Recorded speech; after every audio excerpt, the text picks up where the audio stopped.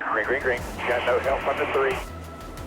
Clear about 8, 2 wide behind you. All in front here, just pitch marks. Checker flag. Checkered flag is in the air, and Kyle Larson wins the Dixie Vodka 400. Hell yeah, Miami, baby. Good job, dude. Yeah, guys. So happy for you, Kyle. Happy for this team, guys. Resilient. Proud of all you guys.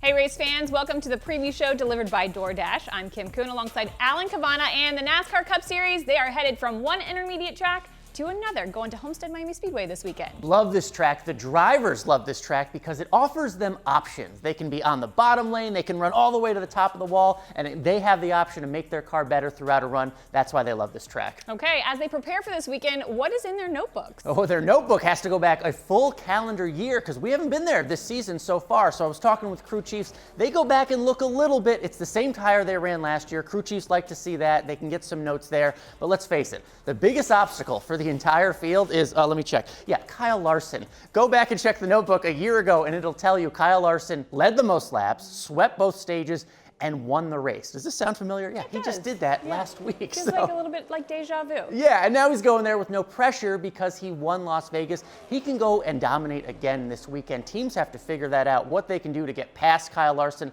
and those Hendrick cars. That's going to be an uphill battle for some, only because there's no pressure on the 5 car. There are a couple other obstacles, though, that I think crew chiefs have to pay attention to. That's pit road. Last year seemed a little treacherous. Tyler Reddick had a slow stop. We saw Ryan Blaney spinning off the pit road exit, and then Martin Truex Jr. and Kyle Larson making contact on pit road. You got to be very careful. That can definitely throw a hiccup into your day. And then the other thing, points. You've got to score stage points this weekend because the points battle is so close right now. From the 2nd to the 5th position, really, really close. You look at William Byron, he's in 2nd on the point standings, only 9 points to the good. That can be wiped clean so easily depending on what he does in a stage. All the work he's done this season, he only has a 9-point buffer. It's like, come on, man. And then Christopher Bell, I think of last week, he had such a good run, finished 2nd. He's still below the elimination line. It's so tough out there. And then on the bottom, though, we've talked Chevy, we've talked the Toyotas.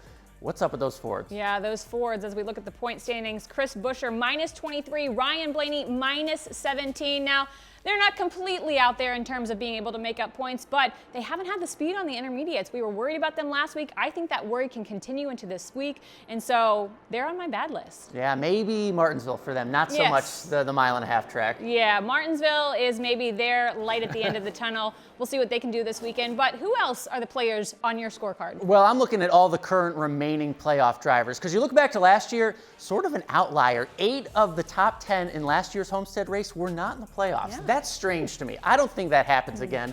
Larson's too good, Byron's too good, Hamlin, Bell, Reddick I'll throw in there, of course.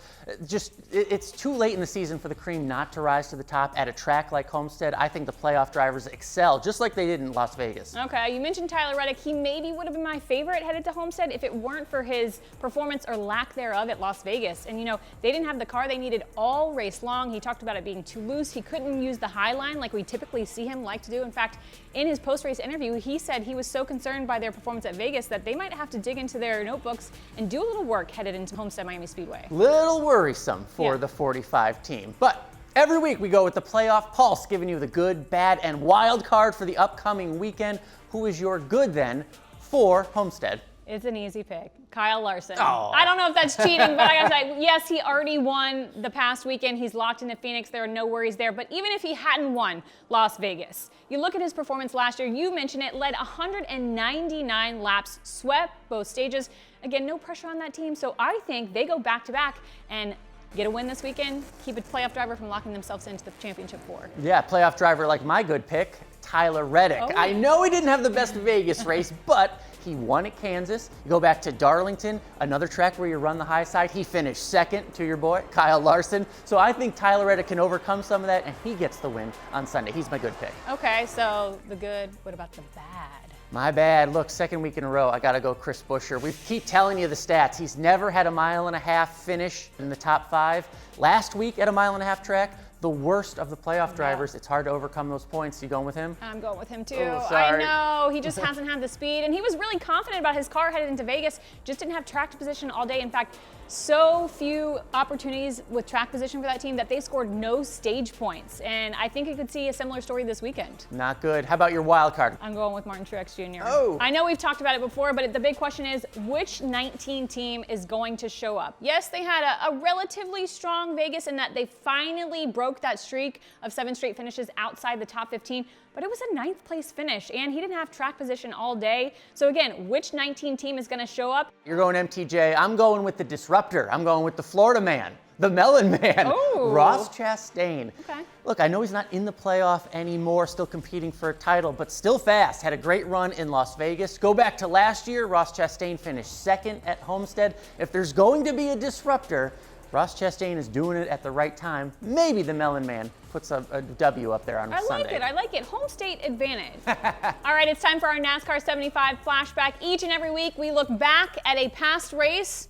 Where are we headed? We're going to Homestead-Miami Speedway just 9 years ago. Hard to believe it's been that long. To the first time we did the winner-take-all championship format. 2014, we remember Kevin Harvick won it, but it's fun to go back and look at how he did it.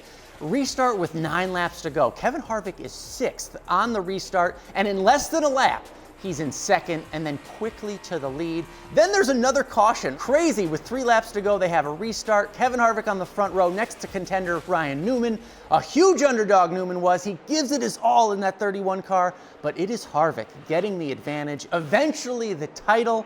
It's been the norm ever since, but that first time we saw it sure was exciting for Kevin Harvick. What a perfect flashback, because we're honoring Kevin Harvick this weekend. It is the Forever 400 presented by Mobil 1. And he's got the same paint scheme, a throwback to when he won that title. Very cool. Ooh, I love it. We'll see if the closer can close out his career at Homestead-Miami Speedway with a win, maybe. Maybe. That checkered flag would be cool. Tune in October 22nd. It's this Sunday, 2:30 p.m. Eastern on NBC. And make sure you join us right back here next week for the preview show delivered by DoorDash. She's Kim, I'm Alan. We'll see you then.